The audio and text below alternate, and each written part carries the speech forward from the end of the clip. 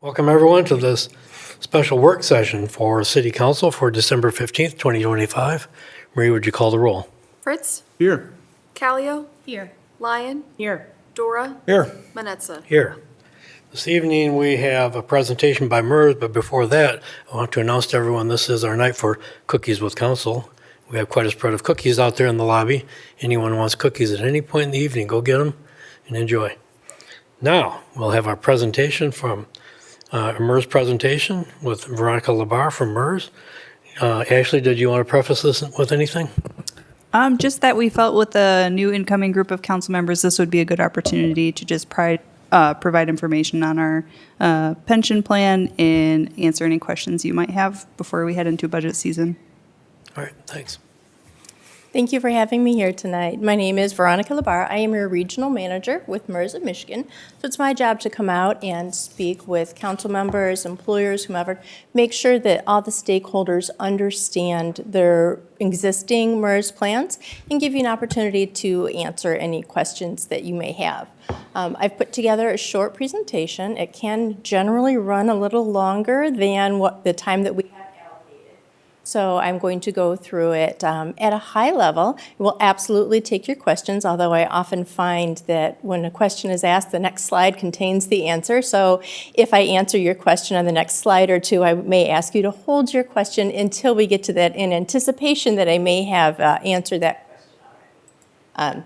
So tonight I'm just going to go through some high-level concepts of how your defined benefit plan is funded, how your contribution to that plan is calculated each year, why it may seem like it's always changing, and highlight the progress that you're making towards funding your plan.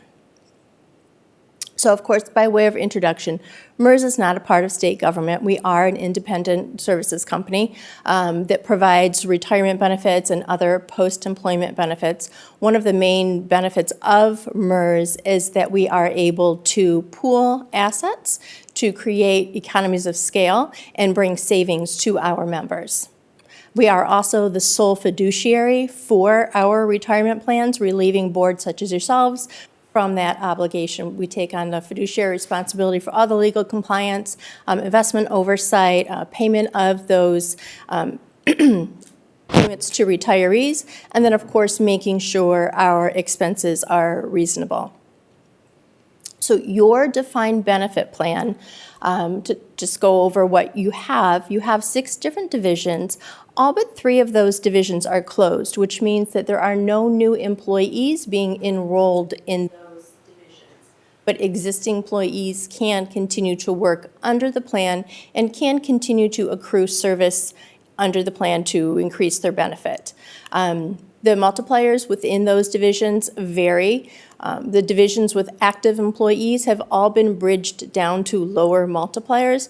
And what that means is previously, Council decided to look at what the benefit multiplier was for the division, folks who have earned service under an existing benefit multiplier, that service continues to be calculated under that existing multiplier, but then on a going forward basis, their benefit is going to be calculated at a lower rate, and that's the cost savings measure that your board has already put into place for your plan. Your plan has a 3-year final average compensation, so an employee's benefit is based upon their highest 36 consecutive months of wages, regardless of where that falls during their career. The vesting schedule varies by division from 6 to 10 years. The normal retirement age, so the age at which somebody has met eligibility to retire for your divisions is 60. That's the normal retirement age, but your divisions do have varying early unreduced retirement provisions that the council had adopted as well, such as age 50 with 25 years of employment or age 55 with 25 years of employment.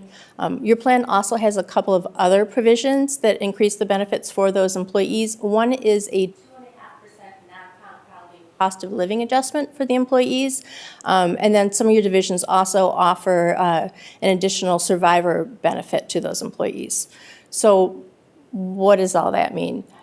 When we look at the defined benefit plan, the plan itself or the benefit itself is calculated using a three-part formula. And that three-part formula is what determines the cost of the plan because it's the cost of the benefits that are paid out to employees. So in a sample calculation, for an employee with a final average compensation of $100,000, and say they have 25 years of service under your plan, so maybe they're doing an early retirement. With a benefit multiplier of 2.25%, you multiply those three things together to come up with the annual benefit for the plan. In this instance, it's $56,250. And that benefit, again, is going to increase annually by that 2.5% non-compounding COLA.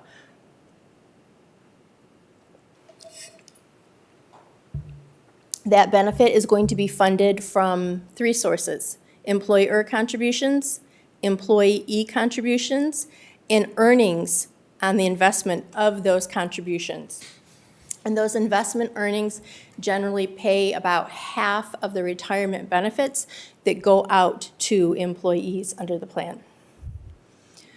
We calculate what those contributions are going to be in an annual report called your annual actuarial valuation report. And in that report, we look at everybody who is enrolled in your plan as of December 31st of the current year.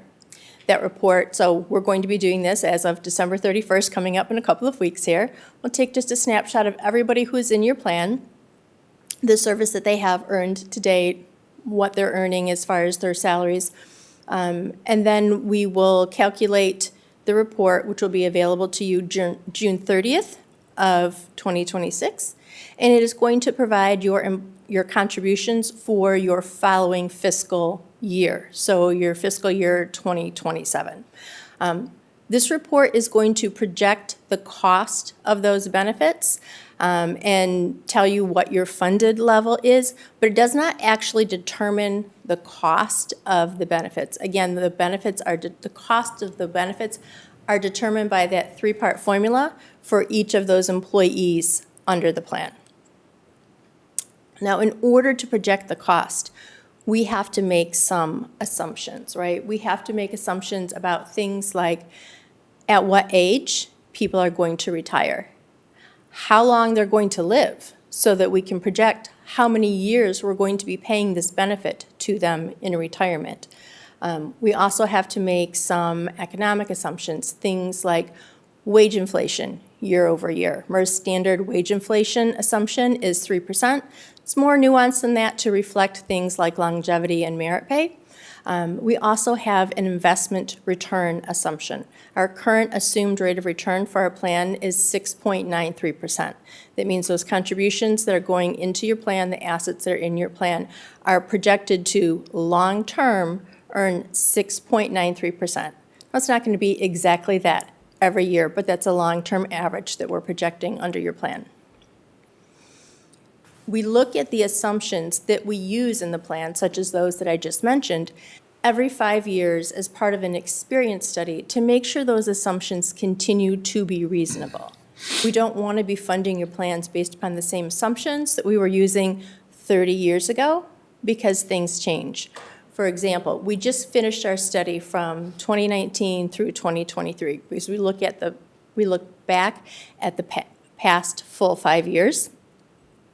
We didn't make any major changes based upon this experience study. But in the previous experience study, one of the things we did was change the mortality tables that we were using for the plan. We did that because for the first time ever, a public sector mortality table was available to project lifespans separate from private sector folks. Good news is, public sector folks are projected to live longer. Bad news is that also means that your pension plan is going to be projected to be paying out those benefits for additional years. The mortality table that we switched to is also what we call a fully generational mortality table.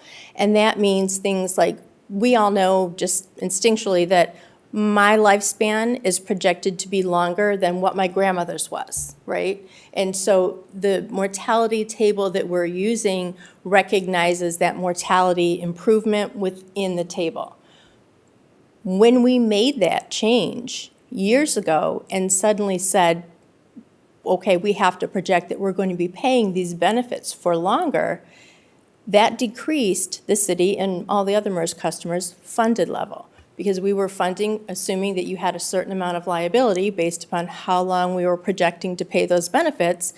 And now we need to project that we're going to be paying them longer because lifespans have improved over time. And we need to recognize that, because what we don't want to do is have your plan be underfunded. So you definitely don't want to get into like a pay-as-you-go kind of a situation. It's that investment of the contributions long-term that helps to pay for the benefits that your employees receive.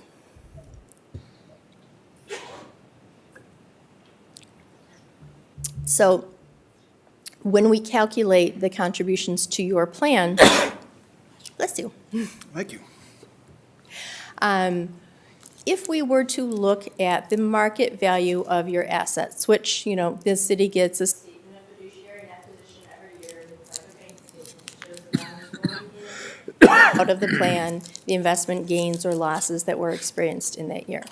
If we were to calculate your required employer contribution based upon those dollar amounts, there would be a lot of fluctuation year to year on what your contributions were needed to be based upon the previous year's investment returns, right? When the market performed well, outperformed our assumption, your employer contributions would go down. When we underperformed our assumptions, your employer contribution rates would go up. So we used what's called an actuarial value of assets or a smoothed value of assets. Smoothing is an actuarial best practice that kind of works like a rolling 5-year average, if you will. So then rather than your employee or contribution rates varying like this from year to year with the market returns, there's still going to be some fluctuation in them, but they're much more predictable and easier to budget for. And I have an example here to show you how smoothing works, and this is where that animation comes in to help out a little bit. So in this example, in year one, say there was a negative market return of about 4%. Instead of your plan feeling the impact of that return all in 1 year, we are going to spread that impact out over a total of 5 years. So you'll feel 1/5 of it in this year and 1/5 of it in the next 4 years. And we do that the following year. In this instance, there's a market gain. That is going to be spread out over 5 years as well. Looking at this graph, you can see that the dark green line are the actual market returns that MERS has experienced over the last 20 years. And you can see if your contributions were based upon that dark green line, they would be very hard to budget for. Using that smoothing provides us with the bright green line, which shows us that the smoothed rate of return is 3.79%. Now, I mentioned earlier that our assumed rate of return is 6.93%. So our smoothed rate of return, or what we're crediting with your plan with right now, is actually lower than what our investment assumption is, and that is because of 2022. In 2022, we experienced the worst market losses since 2008. At that time, our assumed rate of return was 7%, and the portfolio returned a negative 10.61%. So the good news is you didn't have to make that up with employer contributions that following year. The bad news is that's being smoothed in over 5 years, and we've all kind of forgotten about what happened in 2022, but it impacted the 2022 AAV, the 2023 AAV, the most current AAV, annual actuarial valuation. Forgive me for throwing that acronym in there. It's kind of part of our MERS speak, if you will.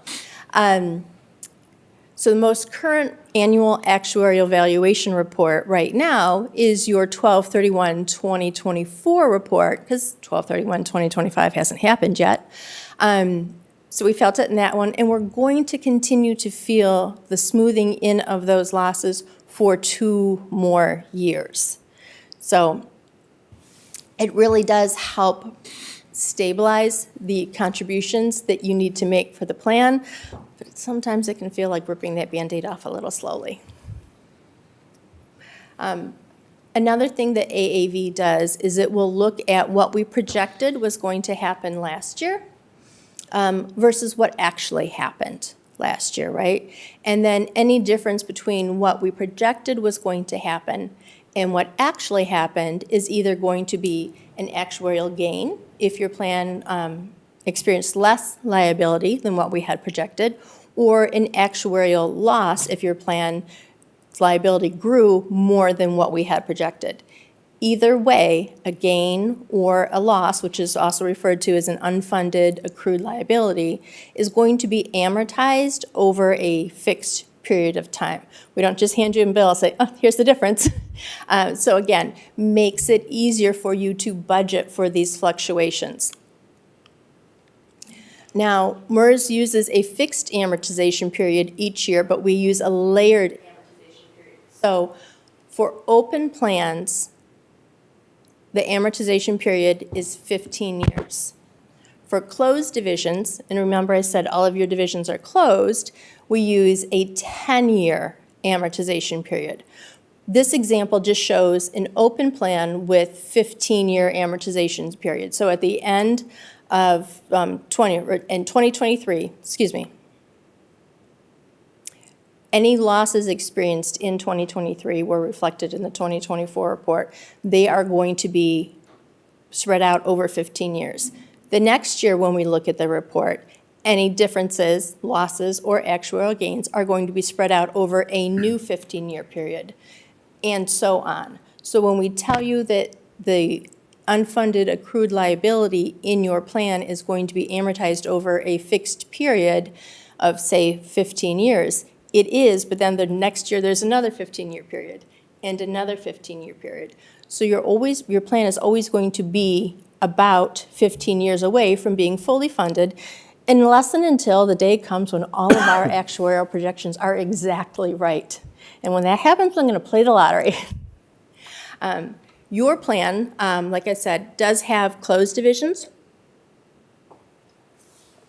So yours is going to look more like this. Your Division 5, your fire division, has been closed for some time. That division is already using a 10-year amortization period. So any actuarial gains or unfunded liability that that division has is going to be amortized over 10 years. The other divisions within your plan are going to be reducing the amortization period by 1 year each year.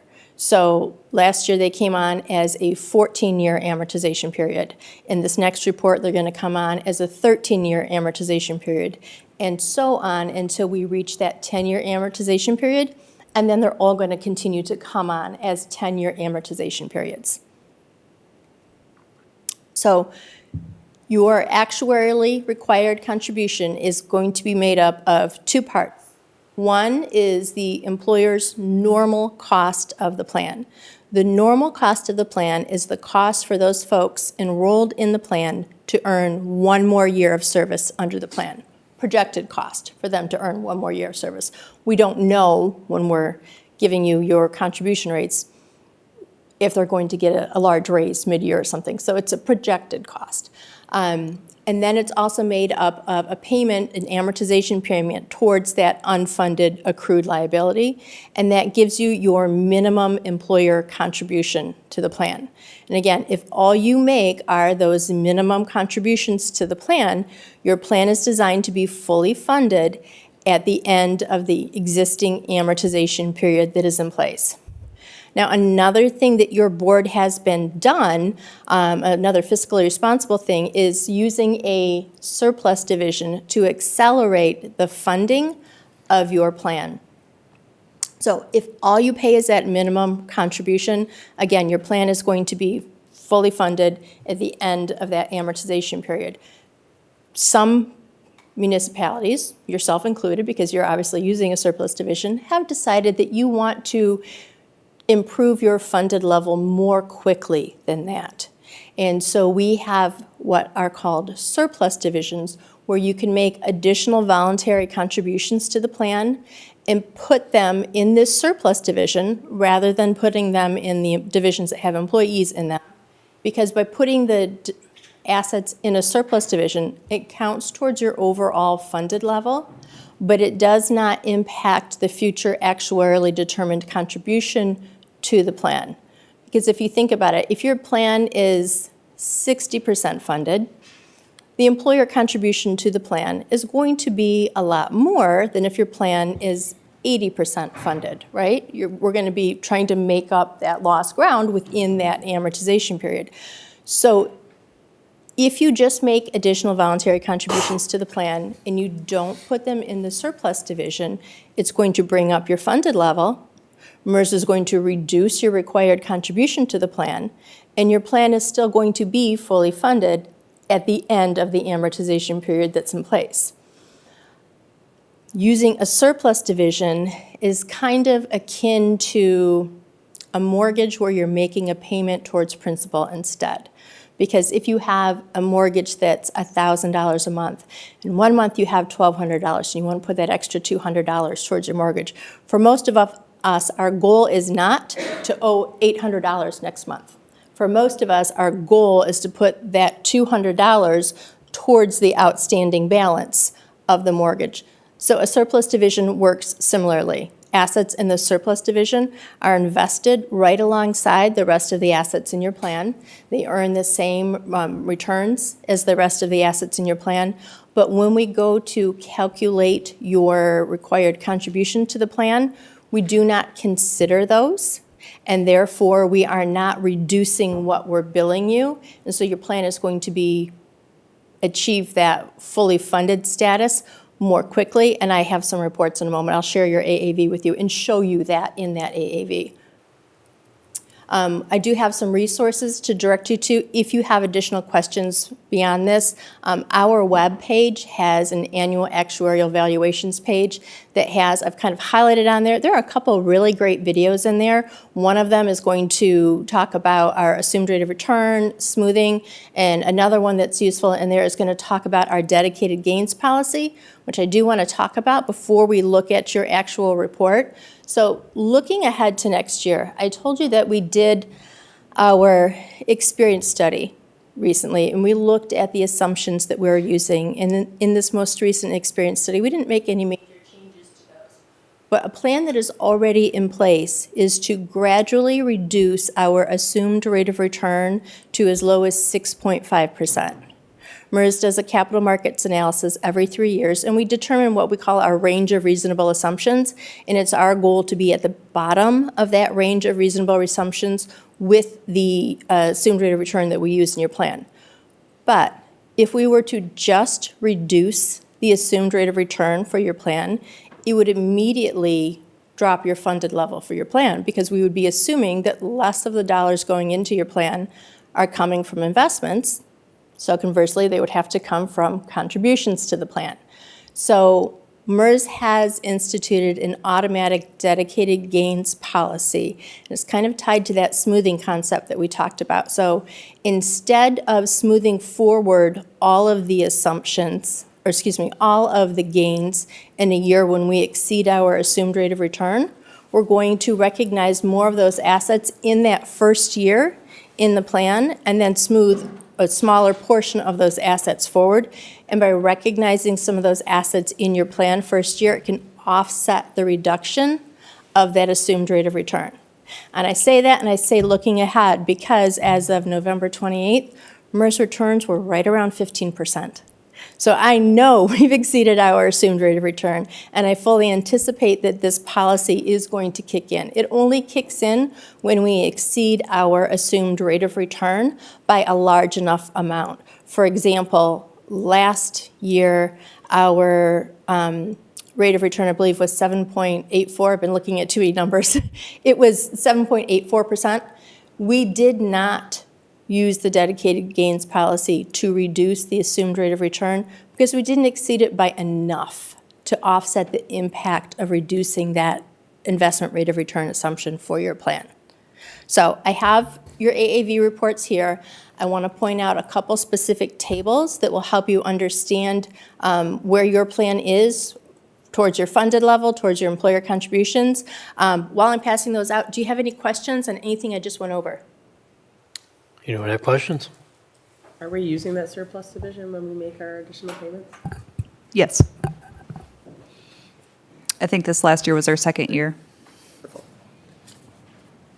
I'll show you exactly how much money you have in your surplus Thank you. division. You're welcome. Now remember these reports. This is your annual actuary evaluation report. So the data in here was captured as of 12/31/2024. I'm going to start by showing you page 6. That is your funded level for your plan, and that graph that we're looking at, or chart that we're looking at, is going to show you that for 12/31/2024, your plan was 66% funded. As of the previous year, 12/31/2023, your plan was 67% funded.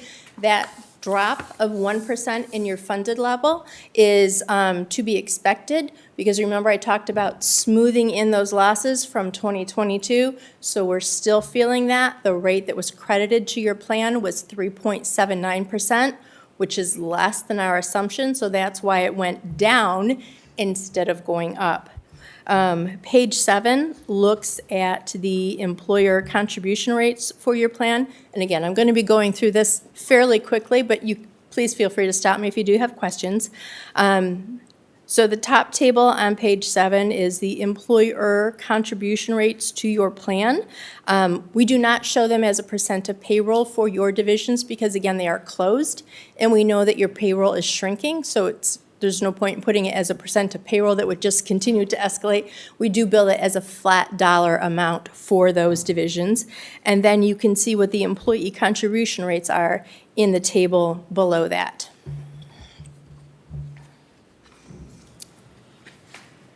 I'm going to skip ahead to page 12. I want to look at the table on page 12, and we're just going to look at the top section of this table, because this top section of this table uses that 6.93 assumed rate of return, and the bottom two sections use a lower assumed rate of return just for groups who like to budget more conservatively. But you can see for your valuation year ending 12/31/2024, for your fiscal year beginning in July of 2026, your accrued liability, the valuation assets are set aside to pay for them, your funded percentage at 66%, and your estimated employer contribution for the year there. Now, I want to point out, too, this table right here, the previous table we looked at that showed your funded level also said 66%. As you put more and more dollars into your surplus division, that first table we looked at is still going to show you your funded level using all those surplus assets, but this table will not. This table is going to base your employer contribution on your assets, not considering those surplus assets in this division. So yours is just so close that they both round to 66%. But I want to point out, too, that funded percentage column, you can see that that funded percentage is ticking down each of the next 2 years as those losses from 2022 continue to be smoothed into your plan before it begins to tick back up again. Now, again, this is assuming that MERS returns exactly 6.93% in 2025, which I just told you we're not. So it's going to probably look a little better than this when we look at it again next year. The graph on the next page takes those numbers from that table and just projects them out a little further. So what I do want to point out to you in this one is there's a dotted blue line and a solid blue line. The solid blue line represents the numbers on the table that we were just looking at. The dotted blue line includes those assets in your surplus division as well. And it doesn't project in here that you're ever going to put any more assets in those surplus division. But as you do, what you're going to notice is there's the dotted blue line that indicates the surplus division, shows your funded level is a little higher, right, than the blue line without those surplus assets. And you'll also notice that it intersects with that 100% funded level a little sooner. And the more dollars you put in that surplus division, the more dramatic the difference between those two lines is going to be. The graph below that shows the estimated annual employer contribution rate that is going to take you to get there. Now, of course, the more assets that you put into the plan sooner rather than later, the more we can bring that projected peak down. How are we doing on time? 7:30, okay. So Veronica, we're gonna have to stop Okay, and pick this up again during our regular meeting, but at 7:30, we start our regular meeting. okay, So hold your thoughts, and we'll hold our questions for a bit. And about item number 8 in the regular agenda, we'll continue with our work session. okay. Okay? But I need to get the regular session going. Very And good. so we'll be back with you in a few minutes. Sure. Okay? So we're going to put our work session on pause until the appropriate time in the regular agenda and start our regular council meeting. So welcome everyone to the regular council meeting for December 15th, 2025. And would you please call the roll? Fritz, Here. Callio, Here. Lyon, Here. Dora, Here. Manetza. Here. Our invocation this evening is by Reverend Michael Hughes of St. Matthew's Lutheran Church. If you'd please stand and then join me afterwards for the Pledge of Allegiance. Let us pray. Almighty God, you have given us this good land as our heritage. Grant that we remember your generosity and constantly do your will. Bless our land and this city with honest industry, truthful education, and an honorable way of life. Save us from violence, discord, and confusion, from pride and arrogance, and from every evil course of action. Grant that we may become a united people. Support us in defending our liberties and give to those to whom we have entrusted the authority of government the spirit of wisdom, that there may be justice and peace in this city. When times are prosperous, may our hearts be thankful, and in troubled times do not let our trust in you fail. We pray this through the name of our Lord Jesus Christ. Amen. Amen. I pledge allegiance to the flag of the United States of America and to the republic for which it stands, one nation, under God, indivisible, with liberty and justice for all. Thank you. At this point, I would remind everyone that tonight is Cookies with Council night. It's our last meeting of the year. Outside in the lobby, we have an arrangement of cookies brought in by council members. And I would invite you at any point in the evening to help yourself to cookies, because we don't want to take them home. But don't worry about formalities here. All right, that brings us to appointments to boards and commissions. Maria, would you read those? Item A, appoint Estrelita Bazoon to the Human Relations Commission with a term ending June 30, 2028. And item B, appoint Leah Rami to the Compensation Commission with a term ending December 31, 2028. Can I get a motion for these? So moved. Motion by Fritz, second by Lyon, or by Dora? I didn't heard it was a even get voice on chance. Yeah, this I didn't side. even get a chance. That side and that side. Okay. Any questions on either of these appointments? And the first one is Estrelita Bazine. You're missing a vowel. Any questions? Please call the roll. Fritz, Yes. Dora, Yes. Callio, Yes. Lyon, Yes. Manetza. Yes. So, for Estrelita and Leah, you'll have to contact the city clerk's office to take your oath of office. I believe there's what day is the HRC meeting? Is that next week? Is This week. This week, Thursday? Yes. That's coming up quickly. Compensation Commission, I think you have to arrange a time. Anyway, thank you for stepping up. Thank you. That brings us to our approval of the consent and regular agendas. Can I get a motion, please?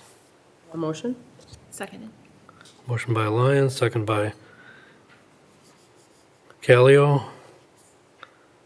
Anything that we wish to change or any questions on agenda items? Anything to remove from consent agenda? Nothing? Okay, please call the roll. Lyon, Yes. Callio, Yes. Fritz, Yes. Dora, Yes. Manetza. Yes. All right, brings us back to our work session, so you're back on.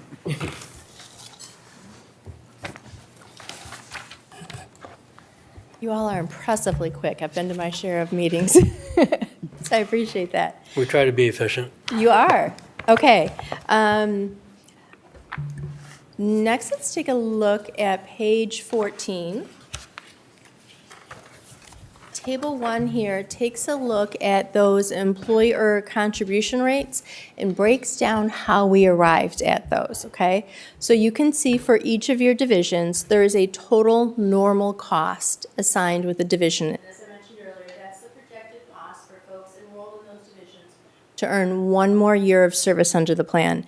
You'll see that 3 of your divisions have a 0, and that's because there are no active employees enrolled in those divisions. And then you can see the employee contribution rate to that division, right? And so say like for Division 1, the total normal cost is 17.3%, and the employee contribution rate is 17%. If it was an open division, you would then see the employer's share of the normal cost expressed as a percentage, and it would be that 0.3%. However, because these are closed divisions, we are billing at that flat dollar rate instead. So if you look at the bottom half of the table, you can see where that is reflected as a flat dollar rate for the employer's cost for each of those divisions. And then the next column over shows the payment towards the unfunded accrued liability that exists in each of those divisions. So again, those are benefits that have been earned but not fully funded yet. And then adding those together gives you your computed employer contribution for each of the divisions. And again, I'll keep going, but please stop me with questions. I mentioned generally what your provisions are. I won't go through, but Table 2 does break down the provisions for each of your benefits by division. Table 3, I want to look at just briefly, and I'm just going to look at the total row for this table. And it looks at the employees that are enrolled in your participants that are enrolled in your plan from 3 different perspectives. The active employees, and you can see the number of active employees you had in 2024 was 45 versus 55 in 2003. So there are significantly fewer employees in your plan as they leave, and of course, no new employees are going to be enrolled in these divisions. Vested former employees, those are employees who no longer work here, but they are vested in their retirement benefit, so we do anticipate that as soon as they are age eligible, that they will apply for retirement and begin collecting a benefit. You can see the number of retirees and beneficiaries. That is the number that we anticipate will grow, of course, as more folks retire out of active service or reach age eligibility to begin collecting a benefit. And you'll notice that number is increasing year over year, and a lot of that is going to be attributed to that cost of living adjustment that you have within your plan. Even if the number of employee or retirees and beneficiaries remains steady, there's going to be an increase because of that cost of living adjustment that your plan has. Pending refunds, that's not an obvious category, so I do like to explain that. Pending refunds are folks that worked under your plan. They made employee contributions towards the retirement benefit, but they left before they were vested in a benefit. So at this point, these folks are not are not vested, and the only liability that your plan has for these folks at this time is a refund of those employee contributions that they made to the plan, because the employees always have a right to their contributions unless they are taking them in the form of a retirement benefit. It is possible, through MERS to MERS time, that somebody who is currently listed as a pending refund could become vested in the benefit, and then they would bump up into that vested former employees category. MERS time would allow them to coordinate their service to achieve vesting credit, but they would only collect a benefit based upon the number of months that they worked here at the city. It wouldn't increase their benefit. I'm going to skip ahead to Table 5. And I'm going to look at the very last row on Table 5. It shows for this valuation year, 2024. I do want to point out that this is a calendar year because your fiscal year does not align with the calendar year. You can see the employer contributions to the plan, the required ones, and then the additional contributions. And I know in the last couple of years, those additional contributions have been going into that surplus division. I'll show you that in a minute. You can see the employee contributions to the plan, the investment income that your plan earned in 2024, and that is based on that smooth rate of return of 3.79%. The benefit payments going out of your plan, and then the other dollars leaving your plan are a refund of employee contributions to those folks who I said were listed as pending refunds. Some of them in the previous year had actually taken some out. Table 6 is the next table I want to look at, and probably the last one, unless you have other questions that I can answer for you. This looks at those same 4 categories of employees that we looked at Table 3, or participants, and some of them are retirees and beneficiaries. And it breaks down the liability by the participant type. So you can see the liability for your active employees at just over 16 million, for vested former employees at nearly 4 million, retirees and beneficiaries at 76.5 million. Pending refunds of 473,000. So as you can see the total liability for your plan, the valuation assets set aside to pay for them, and your funded level. If you look up on the row above that, you will see that there is a new division listed that you haven't seen in any of the other tables. It is called S1, surplus unassociated. Those are the dollars that are in that surplus division.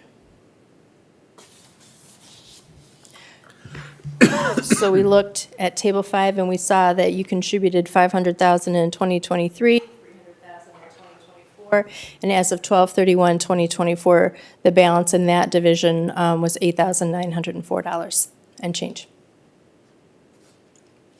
So as you continue to make those additional voluntary contributions to that division, you'll see that number grow, and then you can see the impact that it has on your funded level for your plan.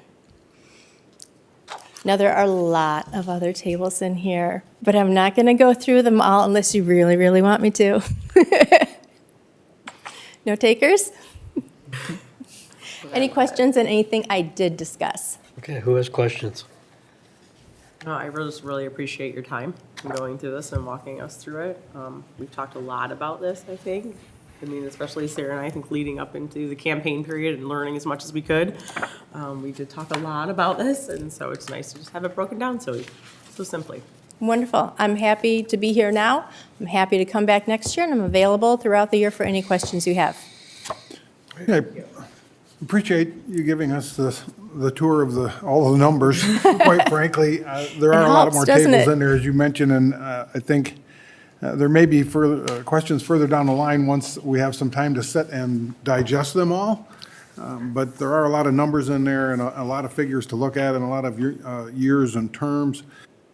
Just so I'm clear, we started out at a 15-year was our average number that we picked for funding our funds, and because they're closed, we're dropping down to 10 years now, correct? That's the amortization period of Yep. any difference between what the projected costs were for your plan and then the actual cost. So that could be, some years when we do the amortization, it could be an amortization of a positive amount. Some years it's going to be a negative amount. That's you. broken down more in Table 10. It's broken down by division in Table 10. But at the point when we stop it, we'll be based on 10 years instead of 15, correct? Yes, so those, you're right, that division, that amortization period is going to be reduced gradually. Yep. And so, you know, that graph that I showed you on page 13? And it looks at about 14 years out right now. It looks like your plan's going to be fully funded. As we progress forward, that is going to be a much shorter distance. It's going to be showing it in 10 years. So until we reach that 10-year period, we drop a year each year Exactly to right. get to that point. So Exactly right. So what we were dividing by 15 years, the next year we're dividing by 14, then 13, then 12, 11, and 10. So initially, it's going to look like in the years right now, we're not making a lot of progress in our unfunded liabilities because we're using the division number of 1 year less each year. But once we reach the 10, that should stabilize, and then we'll have a little more better eye of what we're actually unfunded. Yes. Got it. Yes, Thank exactly you. right. Thank you. You're welcome. Anyone else? No, thank you for your time. It was a clear presentation of a very complex thing, so thank you. That was my goal. Thank Appreciate you. Thank you very much, Veronica, for being You're here. very welcome. Okay, so I do have a question or two. Absolutely. So we started looking seriously at our pension shortfalls in about 2017. And in 2018, we received a report that said we were on a schedule to be fully funded in 20 years. And that was based on your various amortization schedules, whatever was in effect at that time. Yes, there were Then- longer ones in effect at that time. You're right. So then, 2 years later in 2020, we asked the same questions again because we were farther behind. And we said, well, you're on a schedule to be paid off in 20 years. And it seems like, a couple years later, we're on a schedule to be paid off in 20 or 24 years or some such number. But we're falling, we were getting lower funded, more outstanding amount that we were shortfalling, and the schedule never seemed to shorten up. So I think it's interesting to see how your amortization schedules work. It actually, every year it increments, and so however you fell short this year adds another year to the other end of it. So I assume that's why we never seem to make progress on the schedule of when we're going to be paid off. That year's worth of shortfall will be paid off in 10 years.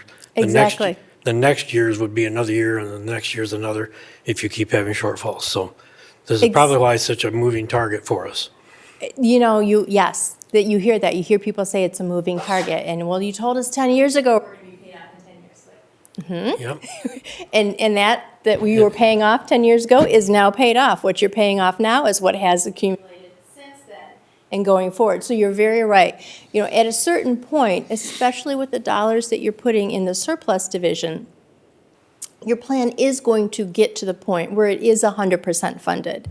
And then in each year, we're still going to look at, say, okay, well, this is what we projected was going to happen versus what actually happened.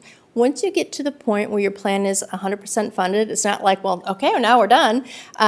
There's always the opportunity for additional unfunded accrued liability to occur if and when our assumptions aren't met exactly. That's one of the reasons why MERS is looking to reduce our assumed rate of return, because the lower that assumed rate of return is, the less volatility there is going to be in that plan for you, right? Because it's a lot easier to hit a lower assumed rate of return. And quite honestly, that's what the markets are doing right now.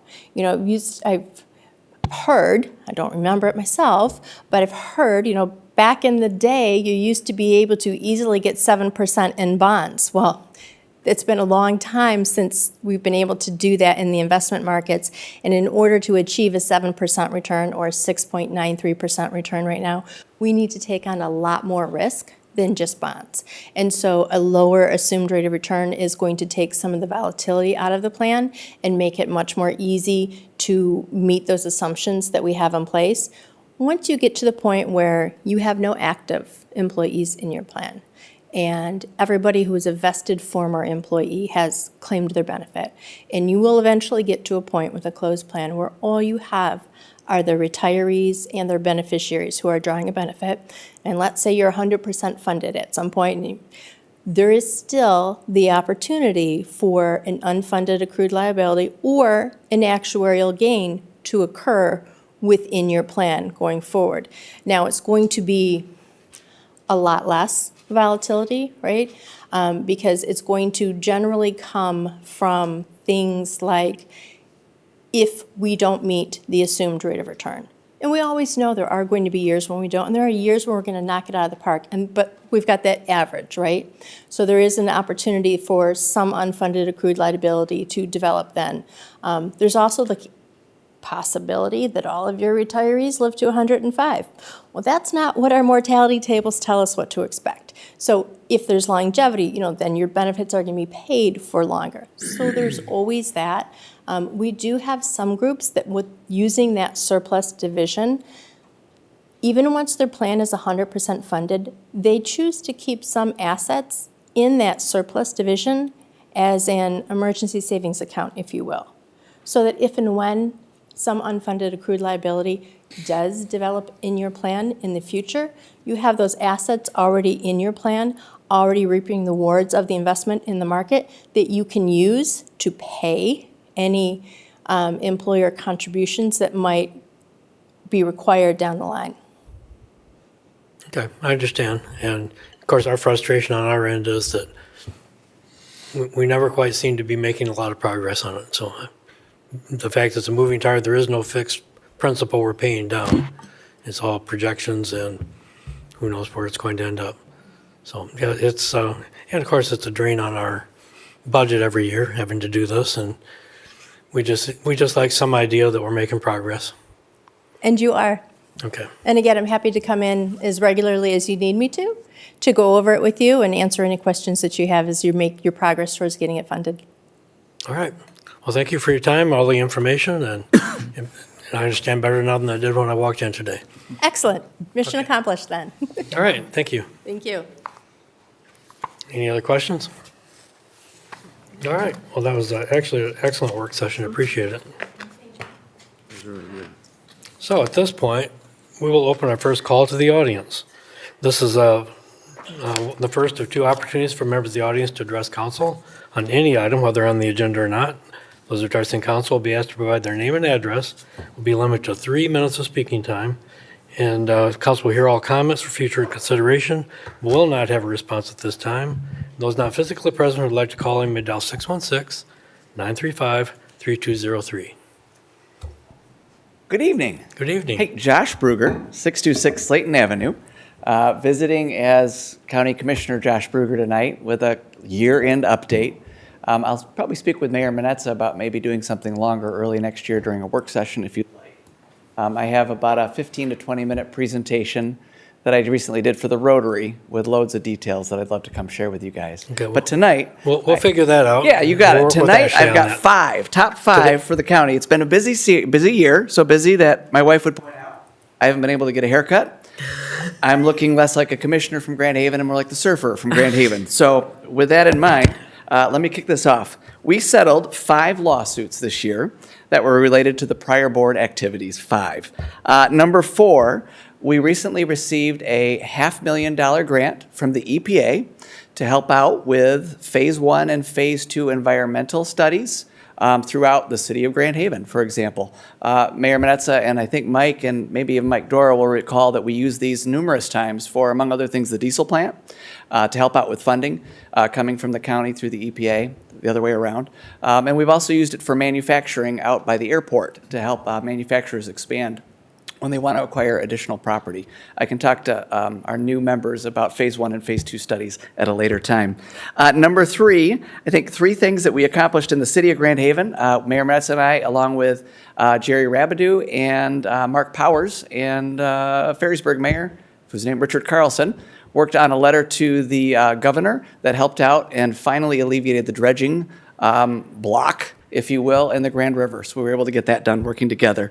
In addition, I think, maybe Ashley shared this, but the parking arrangement for the Marriott parking in the county building is going to be tied up as of Thursday. We'll be voting on that as a board to authorize that agreement. So that'll be in the history books. Last one, locally, we were able to award $250,000 to Habitat for Humanity to help build affordable homes in Grand Haven. Next up, number 2 millages coming up for next year. One of them is the CMH millage, and the other one is the Parks millage. I've got a lot more in depth on that at a later time. And then number 1, I think our biggest accomplishment for the year, lawsuits were a pretty big deal, but the number 1 is probably hiring Patrick Waterman, who is our new county administrator. He brings with us, he's in his 3rd decade of municipal and county government experience. So we are looking forward to all that his steady hand of leadership has in store for us. That's it. All right. Guys, have a great night and Merry Christmas. Thank you. And congratulations on the county's accomplishments. We're all in this together. Who else would like to address council?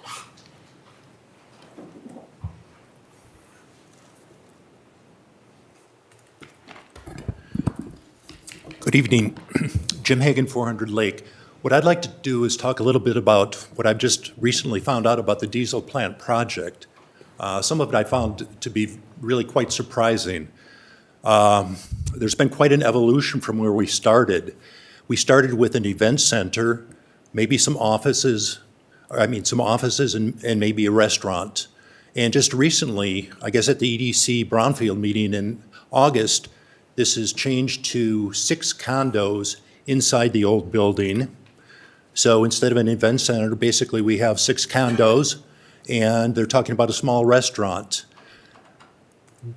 During the previous process, we had Oprah, for the obsolete property rehabilitation, and it's Oprah's and so forth, and the tax abatements, the incentives are quite different from when it's a project related to the public use, which an event center would be, and when it's related to private use, which are private condos.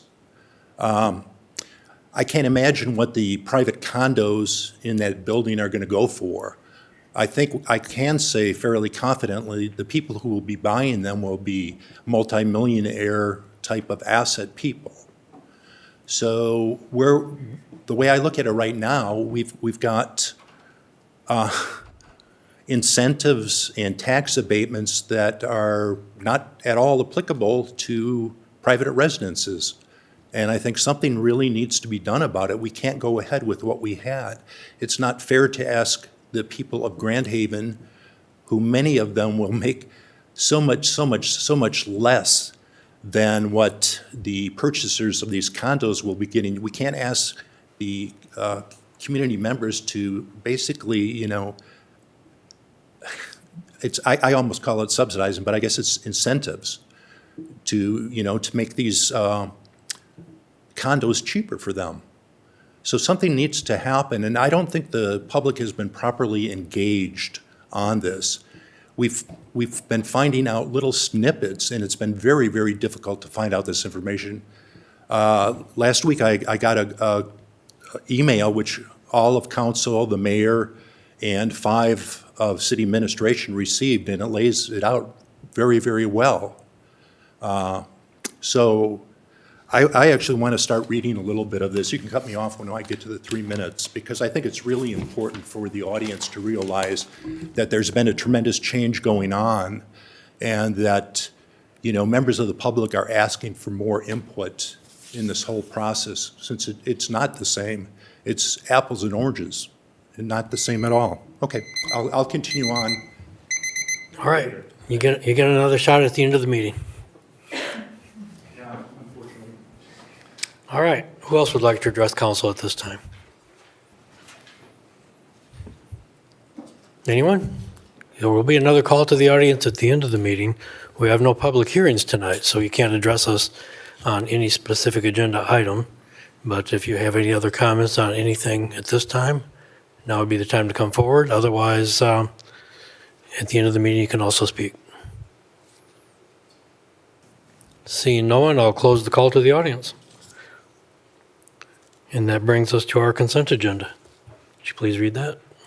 Item A, approve the special work session and the regular city council meeting minutes for December 1, 2025. Item B, approve the bills memo in the amount of $543,995.15. Item C, approve the terms of MDOT Aero Sponsor Grant 2026-0052 in the amount of $63,000 for design, 6 nested T-hangers at the Grand Haven Memorial Airport, and authorize the mayor and city clerk to execute the necessary documents. Item D, consideration by city council of a resolution to approve HDR Task Order 018, Facility Evaluation Report Phase 1, in the not-to-exceed amount of $51,672, contingent upon the Board of Light and Power approval at the December 18, 2025 board meeting, and authorize the mayor and city clerk to execute the necessary documents. And item E, consideration by City Council of a resolution to approve a professional engineering services agreement with Prine and Newhoff in the not-to-exceed amount of $8,000 for identifying potential trees that violate airspace and authorize the mayor and city clerk to authorize the necessary documents. Can I get a motion on the consent agenda? So moved. Support. Motion by Dora, second by Fritz. Comments or anything on these items on the consent agenda? Would you please call the roll? Dora, Yes. Fritz, Yes. Callio, Yes. Lyon, Yes. Manetza. Yes. Brings us to our single item of unfinished business. Item A, consideration by City Council of a resolution to approve a memorandum of understanding with Ottawa County and participating municipalities for LexisNexis services and authorize the mayor and city clerk to execute the necessary documents. All right, can I get a motion on this? So moved. Second. Motion by Fritz, second by Lyon. There's not, the only thing new on this, there was a question that Aaron had on the dates in the agreement, I believe. It was cleared up. I got the information I needed. It is the county's fiscal year that we're using for the year. I wish it was actually written in the contract, but now that we know that, as long as everybody knows what they need to know for dates, I'm Okay. okay. Okay, that was the important, that's why we postponed. But it's good that we get all this stuff figured out, so.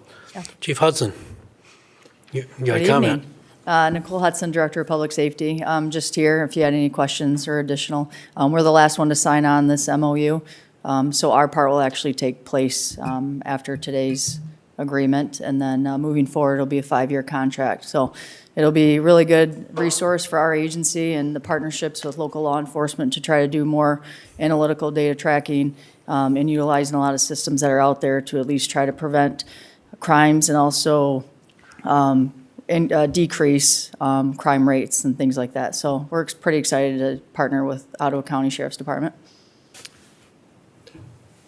What is the savings we're having being in a joint then, being all together? Didn't we have this before? We were paying it out of our own pocket? Yeah, we utilize LexisNexis for like the e-crash citations, UD10s. We were looking at trying to partner with Kent County Sheriff's Department. They do this crime center through LexisNexis and Accurant. The Sheriff's Department and municipalities within Ottawa County realized that we could probably start it ourselves, and it would be a lot cheaper based on our numbers of sworn officers within Ottawa County.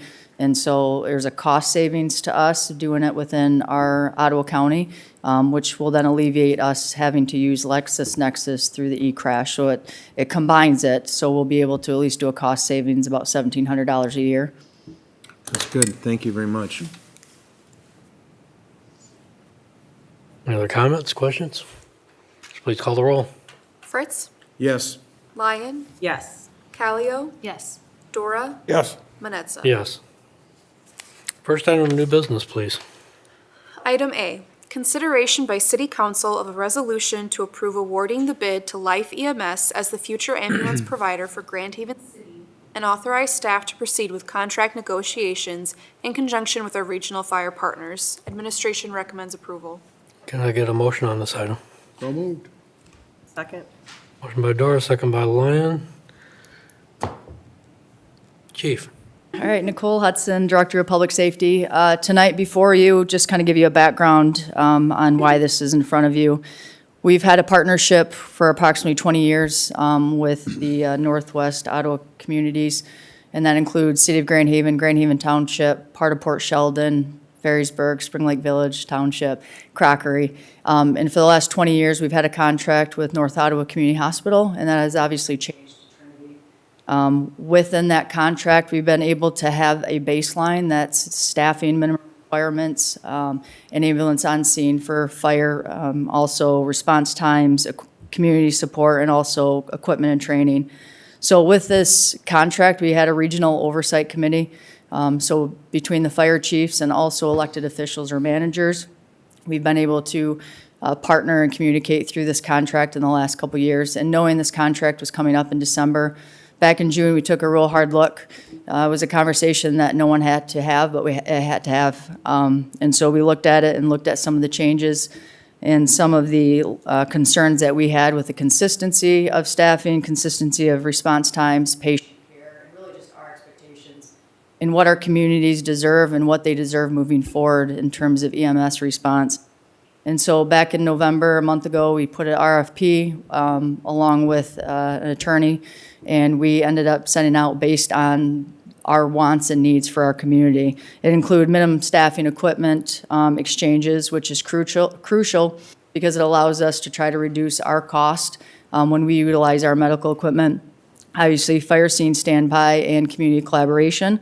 So we released that RFP, 3 responses were received. So you had Trinity Health, AMR, and Life responded to the RFP. After all the fire chiefs used a standardized rating system and the reviews of the elected officials and managers, it was unanimous. All the fire chiefs had, based on the RFPs, feel that Life's commitment on what we saw, they had the minimum of 2 ambulance in service area, ALS ambulance standbys on fire scenes, which is crucial not only for our staff, but also anyone around or inside a fire incident.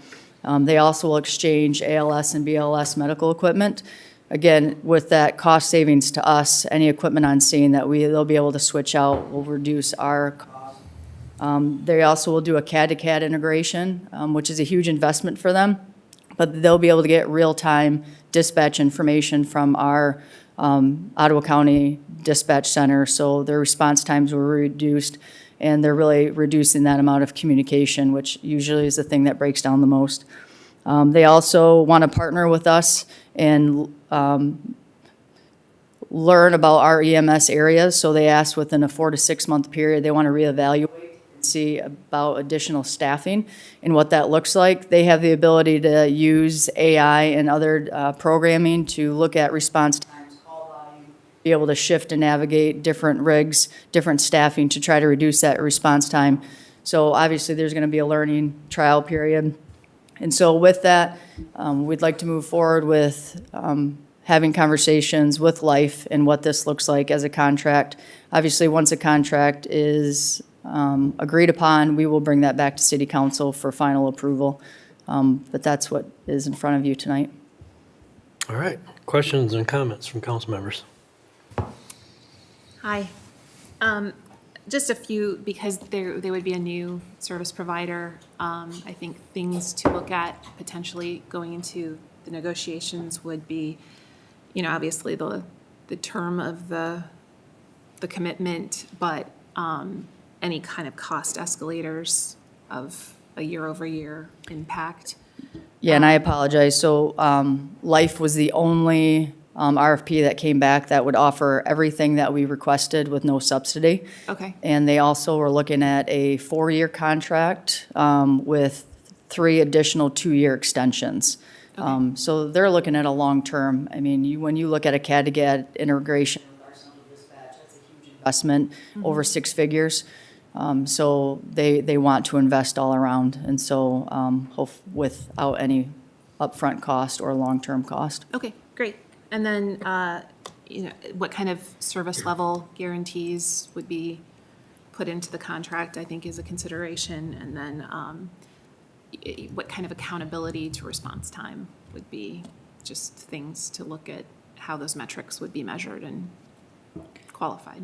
Yeah, we've taken Kalamazoo Public Safety's contract that they have with Life. They do a monetary, if they don't perform to the standards, there's got to be some, measure of whether they're performing or not. And so we will look at all of that definitely.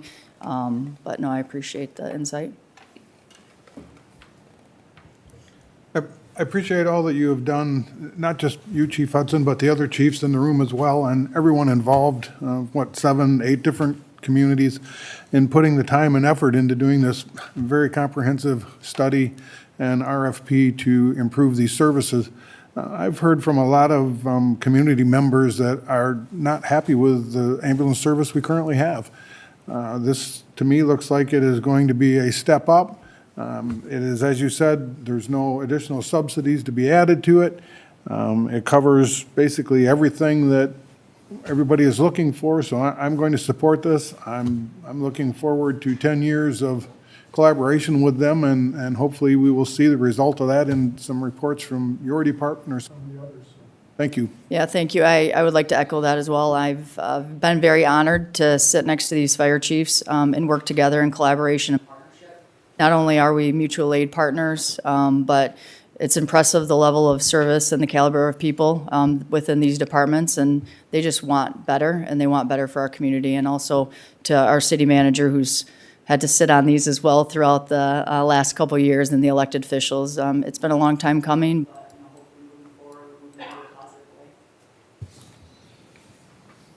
I also just appreciate the time, and even recognizing that this truly was an issue that we needed to look into. I personally have had an issue or two with response times and just the treatment of with the current company, and I'm hope to give everybody grace in the moment that maybe it was just a bad day, but I look forward to working with a new company and seeing what they can do for our community. Thank you. I was on the original, very, very, very start of the committees ahead for our service. And I tell you, back then it was North Ottawa, and they were very respectable, and they did a very good job. But then again, we moved on into Trinity now, which is what I've heard from everybody else around town is that has not been the best of service that we've had. And I'm glad to see that every one of you guys worked so hard to get to a place where we can be and look forward to good service to come in here. I appreciate it a whole bunch. I know what you guys all went through. I went through it for I don't know how many meetings we went through when we first started out on this route. But it's a lot of hard work, so I appreciate everything you've done, and I'm in full support of it, so thank you very much. Thank you. Yeah, and I'd like to say, I think that the work that you, the other fire chiefs, the other managers and all, there's really a huge commitment to the well-being of our community, to the welfare of our citizens, and to insist upon getting a proposal and a contract which will improve our service, improve that delivery of service to our citizens, and look for their well-being and in some cases, their survival when there's a serious event. It's a big responsibility. You guys have stepped up to it. I think that says everything about you and your fellow fire chiefs, your fellow public servants here. And that's our goal, is to provide the best service we can for our citizens. And the fact that we did it without additional subsidy, without increasing costs to our citizens. I know from experience, from what I've seen, that there have been delayed responses with our current provider. There has been certain issues, and I think they're doing what they can with what they've got. We'll have better resources, a better contract, and just a general commitment to the well-being of our community, and it really shows here. So I think this is excellent. Thank you very much. Thank you. Anything from staff? Nothing to add? Okay. All right. Any other questions? No. You ready to vote? Dora? Yes. Lyon? Yes. Callio? Yes. Fritz? Yes. Manetza? Yes. Next item, please. Item B, consideration by City Council of a resolution to approve a resolution to authorize the city manager to prepare a survey and report showing the principal shopping district improvement. Main Street DDA recommends approval and administration recommends approval. Can I get a motion on this? So moved? Second. Motion by Fritz, second by Lyon. Hi. Chandi is here Yeah, to speak to good this. evening. Executive Director, Grand Haven Main Street DDA. I'm returning after doing a presentation with you at the last city council meeting. This is the first of 4 resolutions that we'll be doing in accordance with our city ordinance to renew our principal shopping district that's been established and been a successful operating assessment for us since 2011. So if you have any questions, I'm here to answer. Questions for Chandi? I think you did an excellent presentation previously, but there's always room for more questions. Anyone? Good? You're all good? Okay, well, the process is laid out in Chapter 31 of our Code of Ordinances, and it's very specific about the steps for an assessment, and this is the first one. Yep. Okay. If there are no questions, would you please call the roll? Fritz, Yes. Lyon, Yes. Dora, Yes. Calio, Yes. Manetza. Yes. Thank you so much. So far, Thank so you. good. Next item, please. Item C, consideration by City Council of a resolution to approve a lighthouse management and operations agreement with the Grand Haven Lighthouse Conservancy and authorize the mayor and clerk to execute the necessary documents. Administration recommends approval. Can I get a motion on this item? So moved. Seconded. Motion by Dora, second by Calio.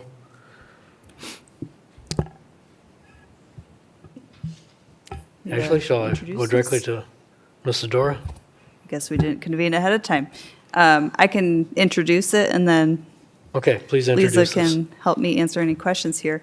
But before you, we have a 10-year maintenance and operation agreement with the Grand Haven Lighthouse Conservancy to assist in the maintenance and preservation of the inner and outer lights, as well as the general operation for the benefit of the public. The agreement is intended to mirror that of, for example, our Ski Bowl Association, and it's largely formalizing current practices in a written fashion as far as how the city has interacted with the Grand Haven Lighthouse Conservancy historically. Improvements made to the lights or the catwalk would still be subject and require approval from the city as well as the State Historic Preservation Office. And this is an agreement that has had many iterations between the Conservancy and the city attorney. We have representative from the Grand Haven Lighthouse Conservancy before us as well. If Lisa has anything to add to that or can help answer any questions you may have. All right, thank you. I'm Lisa Dora. I'm the secretary for the Lighthouse Conservancy, and I just thought, since I was here, if you had any questions for me, I would be here to answer. Okay, any questions? I think it's good that we took the time to go back and forth and get this in writing and keep up the good work. Anything? None. Well, they do an excellent job in managing and taking care of a lot of the things that need to be done at the lighthouse and the work that needs to be done to it, and generating funds to do it that would otherwise probably be a burden on the city and the general fund. So I think it's a good agreement, and I'm looking forward to carrying it on. Yeah, and I guess I had thought we had an agreement in place, but apparently we had an understanding, and this was a group that has essentially taken possession, and at least in a moral way, of the lighthouses, even though the city owns them, but they've been raising money, they've been orchestrating repairs, all those things, and so, but now we're kind of transitioning a little bit too to more of an operational type of a situation, because if you're planning to utilize the lighthouses for public access, I think a written operational agreement is more in order than ever, so. And I've read the agreement, I think it makes sense, so I'm good with it as well. Anything else? Please call the roll. Dora, Yes. Calio, Yes. Fritz, Yes. Lyon, Yes. Manetza. Yes. Thank you. Thank you. You. Next item, please. Item D, consideration by City Council of a resolution to approve a letter agreement with the U.S. Army Corps of Engineers and pay the associated fee of $7,705 for the City of Grand Haven's continuing use of a storm sewer main on federal property and authorize the mayor and city clerk to execute the necessary documents. Administration recommends approval. Can I get a motion? So moved. Seconded. Motion by Fritz, second by Calio. Dana, are you going to explain this one to us? Yes, I will do my best. So approximately 50 years ago, from what we understand, we constructed a sewer main underground that crosses Harbor Drive and underneath the Corps of Engineers property, and deposits along their area there. And we have had an easement agreement in place for 50 years. The Corps has reached out to the city and said it's time for renewal of that license. They are looking to us to extend that, provided we plan to keep that main underneath and on their property. City staff did take a look at whether or not we could abandon it if it was necessary, if other changes over the years warranted having it there, and we determined that it was in use, it was something that we needed, and we could change it down the road, but we're not anticipating any major infrastructure changes in that area that would prompt a change to that storm drain. So we felt it was necessary to bring it forward to you all for your consideration to sign a letter of agreement with the intention of extending the easement for another 25 years. And the fee that is being requested by the Army Corps is a standard fee for their services over the life of the entire agreement. So this would be a one-time fee over the life of the 25 years that is being requested. So yeah, so we're just looking for your approval and support to move forward with formalizing the easement, and that easement document would come back to you all for consideration as well. Okay, thank you. Yep. Questions, comments? And this is a storm sewer serving primarily Harbor Drive? Correct. Or properties to the other side of Harbor Drive? Yeah. Mulligan's Hollow area, possibly? Possibly, yeah, it might Okay, not and extend there's- quite that far, but yeah, There's literally an outfall into Government Basin. correct. Okay. Well, it'd probably cost more than $7,705 to replace it with a different Yes, pipe. yes. In fact, I don't, Well, Guaranteed. we first looked back to make sure that it was, we hadn't installed other structures that were taking on some of that water, and we don't. So we did our due diligence to ensure that it was necessary, and we weren't just continuing an agreement that didn't make sense. all right, well, so it looks like the most cost-effective way to go. Yeah. All right, thank you. No comments or questions, please call the roll. Fritz, Yes. Callio, Yes. Lyon, Yes. Dora, Yes. Manetza. Yes. Next item, please. Item E, consideration by City Council of a resolution to approve a professional services agreement with McKenna for the Centertown Vision Plan update in the not-to-exceed amount of $20,004 and authorize the mayor and city clerk to sign the necessary documents.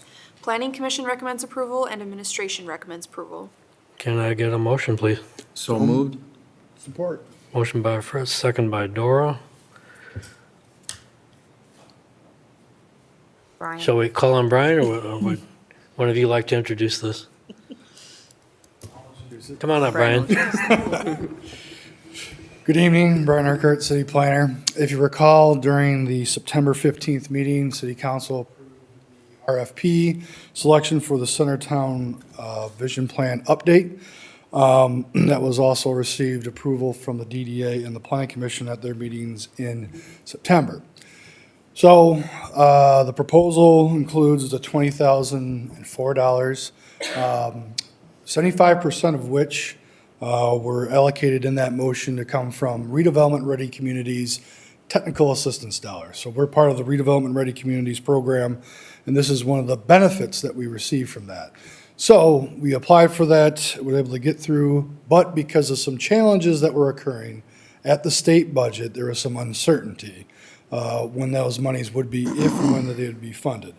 We did find out last month that they were going to award us with that coverage of the 75%, just a shade over $15,000 to help with technical assistance for updating that Centertown Vision Plan. And, you know, we went through, and if you recall, we had two proposals, and we went with McKenna because of, I think, their proposal was really heavy engaged on public engagement, really kind of looking at that, and with an implementation strategy. And as you've seen, very key component area, neighborhood connector there for Centertown, that's seen a lot of interest, investment interest, but yet at the same time, a lot of opportunity. So what we're ready to ask tonight is just be able to execute that document with the professional services agreement, get that going. Eventually, hopefully, we'll also have an MEDC agreement with the city to do that. But if everything goes along as it is shown in their plan of action, they'll go through all the deliverables and hopefully have an adopted plan sometime by the end of May or something along those lines. So what we're just being asked to tonight is to finalize that professional service agreement with McKenna for the purposes of updating our Centertown Vision Plan. All right, thank you. Questions, comments? Yeah, having been involved with this at the planning commission level when it first came up, and with Shondi and others in the group. I believe the previous plan for this was, what, 15 years old? 2014. Yeah, 2014, 11 years old. So obviously, time for an update. A lot of the businesses and stuff that were reflected in the previous plan weren't even in existence anymore. So I think this is a great move, a great way to get some boots on the ground, so to say, and get some input from the residents, city residents, as well as the business owners themselves to get us a plan to move forward with this area, because it certainly is becoming a larger and larger picture of the overall Grand Haven downtown area. So I think it's a good move. And they did have an excellent presentation. Thanks, Mike. Anything else? No, I just, it's my old neighborhood. I born and raised down in that area, so I tell you, it's always nice to see something to go. And Mike, you're right, a lot of the businesses are no longer there. And we have a whole different type of business down there. It'd be nice to look at it and see what we can do. It's actually, if you're coming from out of town, you come in, that's the opening where we see first when you come in. So let's see what we can get out of there and make it a better looking place and help out the businesses down there. So I appreciate it a lot. So let's move forward on it. More just curious about how do they come back with a proposal that kind of puts a vision to it, but also is contained within our current kind of long-term capital plan? So without kind of doing a pie in the sky. Yeah, kind they of take a look at vision. all the relevant planning documents. So they look at the capital improvement plan, the old, or what is currently the Centertown Vision Plan, our master plan. And then we identify some of their scope of work, and that would lead to a lot of their survey questions of what we'd like to see, including visioning. So it stays within those specific areas that are outlined in those plans, and within a geographic area that they're looking for outreach from residents, other stakeholders, and things of that nature, that would come back with vision concepts during plan alternatives, and then we would finalize and refine that. So they're taking into account all the already plan documents that are relevant Okay. to this area, and couple that where we can have, public investment coupled with private investment to be able to help move this forward with an implementation strategy. Great. I think it's exciting. I mean, I really do think that our neighborhoods are, ready to have these big steps taken. So, thank you. Great, thanks. Anything, Aaron? No, Okay. I'm excited. I just, I think that we're anticipating infrastructure work and the rebuilding of 7th Street, new streetscaping and such coming up soon. We've also talked a lot about potential new uses along that business corridor, and the fact that when we adopted our current ordinance many years ago, we kind of lost some of its business identity. Time to restore that. And yes, the vision plan that was kind of developed between 2012 and 2014. It's a little outdated, players have changed, and was never really acted upon in any meaningful way. So it's good to take a look at that plan before you try to implement new things.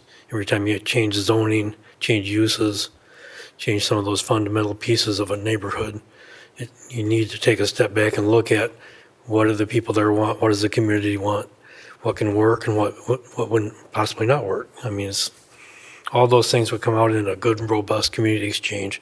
So I'm glad we're doing this. I'm glad we found some resources to help pay for it. And I think it's very timely. So good work on all that. Thank you. I have no other comments. So please call the roll. Fritz, Yes. Dora, Yes? Callio, Yes. Lyon, Yes. Manetza. Yes. That concludes our new business for the evening. It brings us to our report by City Council. Who would like to go first? I'll start. Okay. I just want to wish everybody a Merry Christmas and a Happy New Year. And don't forget the New Year's ball drop we have going on. It's getting bigger and better every year. I'm really excited for it. So, and I just want to wish everybody here on council a very Merry Christmas also, and make it a safe one for you. Thank you. Christmas to you too. All right, thank you. Who else? I guess I can go. I've got a couple things. I would like to offer sincere condolences and sympathies to all the people that lost family and friends this weekend. Our town lost 4 people in a single day. It was tragic yesterday.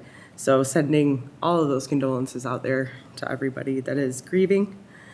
And on a happy note, at 10:05 Columbus, there's a 30-foot candy cane that lights up and a house that is programmed by an actual radio station that you can go and pick what song you want to play, and the whole house sings and moves and lights dance to the music. I recommend driving by for some joy.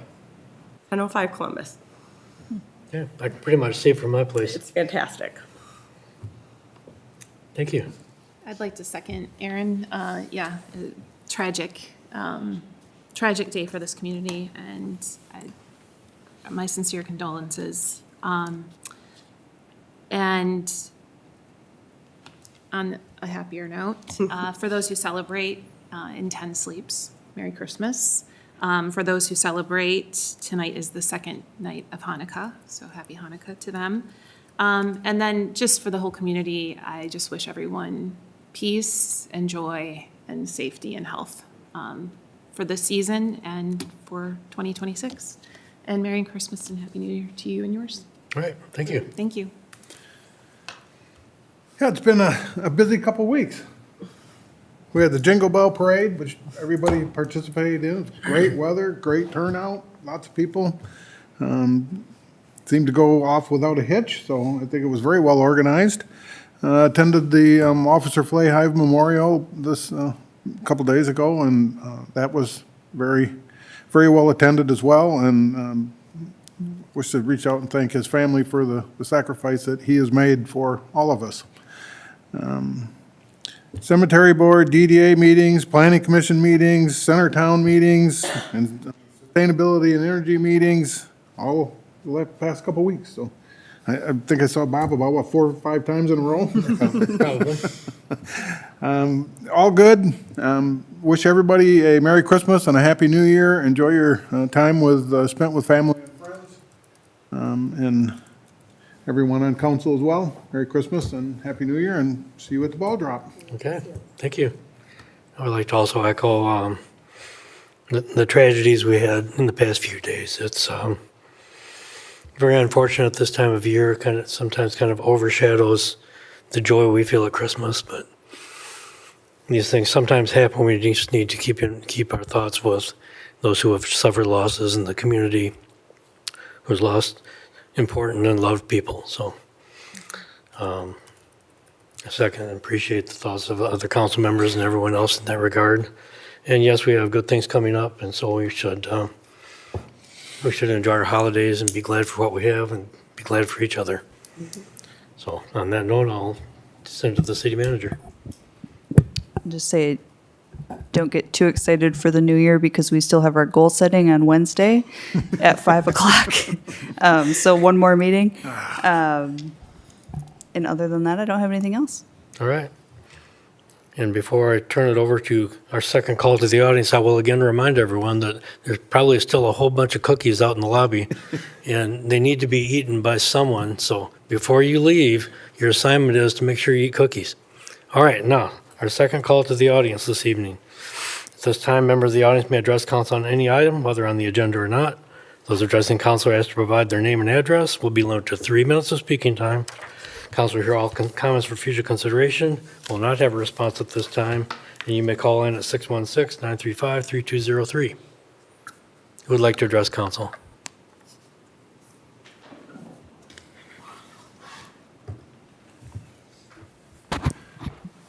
Jim Hagan, 400 Lake. As mentioned, I'm going to do a little reading from the email that was sent to the mayor, city council, and city administration. I'm going to pick it up where it says, now the developer wants to change its build-out from a mixed-use event center to 100% condos. And the next paragraph is entitled, Why No Word About the Build-Out Changes? During summer and fall 2025, we asked city staff and council for an update on the diesel plant project. During staff and council informal updates at the end of its September 3rd, 2025 council meeting, city staff said they were working towards a site plan review with the developer, but made no mention of changes to the build-out and use. A month earlier, at its August 4th, 2025 meeting of our EDC Brownfield Commission, a revised build-out plan was pitched. A small restaurant within the existing building, 6 condos inside the existing plant building, and 10 detached condos from units on site. Apart from those August 2025 EDC Brownfield meeting minutes and passing comments by city staff in September 2025, the public has been left in the dark. The initial project sought extensive public involvement, surveys, public hearings, Oprah and tax abatement debates, numerous council meetings. The new and revised plan, crickets.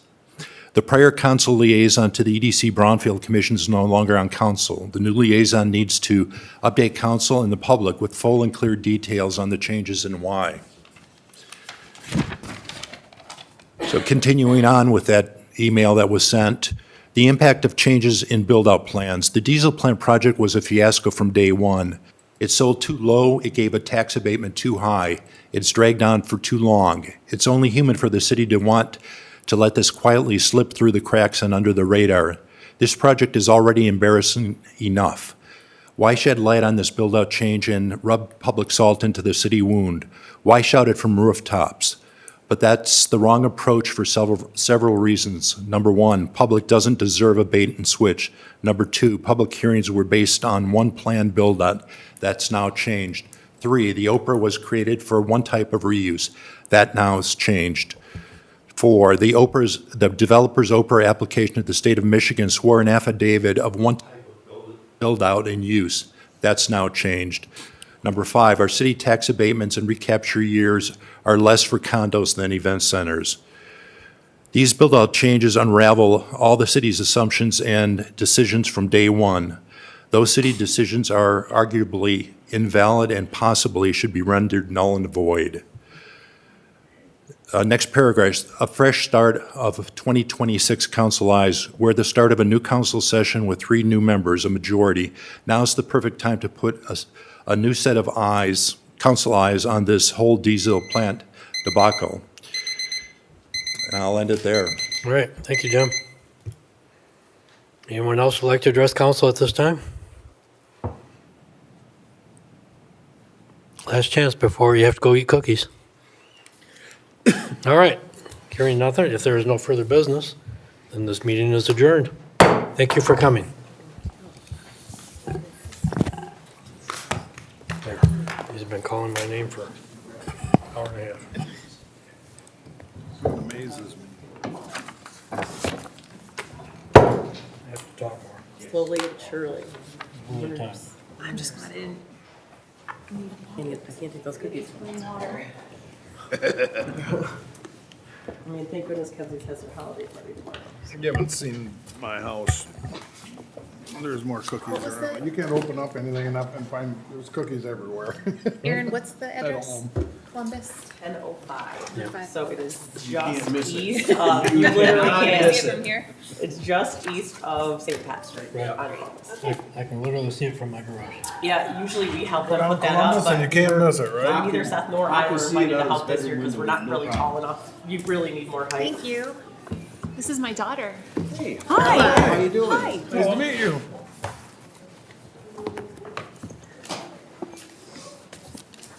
All right, let's go. That was my dinner, so it's a perfect dinner. I think that might have been here. At 5 on Friday, like there. Tom, who Nope. works for the. Not Friday, Wednesday.